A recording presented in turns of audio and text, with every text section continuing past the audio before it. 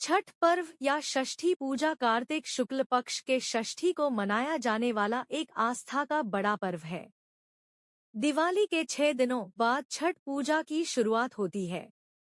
इस साल छठ पूजा 5 नवंबर से नहाय खाए के साथ शुरू होगी।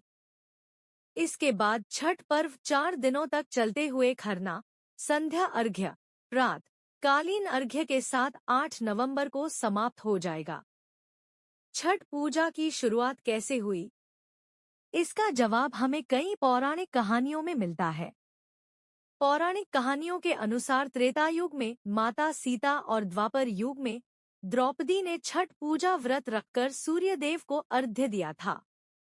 आइए विस्तार से जानते हैं छठ पूजा का इतिहास और छठ पूजा की शुरुआत की कहानी। राजा प्रियव्रत के घर में मृत संतान का हुआ जन्म। पौराणिक कथा के अनुसार राजा प्रियव्रत बहुत दुखी थे क्योंकि उनके कोई संतान नहीं थी। उन्होंने महर्षि कश्यप को अपनी समस्या बताई। महर्षि कश्यप ने उन्हें पुत्रेष्टि यज्ञ कराने की सलाह दी। यज्ञ के दौरान आहुति के लिए बनाई गई खीर रानी मालिनी को खाने को दी गई। खीर खाने से रानी गर्भवती हुई और उन्होंने एक पुत्र को जन्म दिया, लेकिन दुर्भाग्य से बच्चा मृत पैदा हुआ।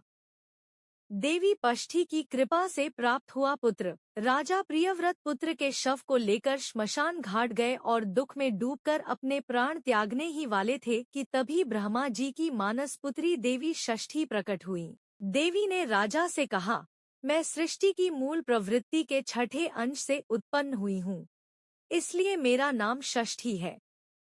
तुम मेरी पूजा करो और लोगों में इसका प्रचार प्रसार करो। त्रेता युग में माता सीता और द्वापर युग में द्रौपदी ने भी रखा था छठ का व्रत।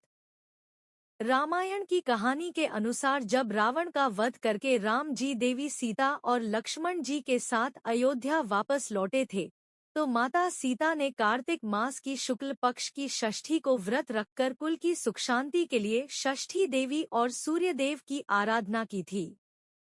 इसके अलावा द्वापर युग में द्रौपदी ने भी अपने पतियों की रक्षा और खोया हुआ राजपाट वापस पाने के लिए षष्ठी का व्रत रखा था।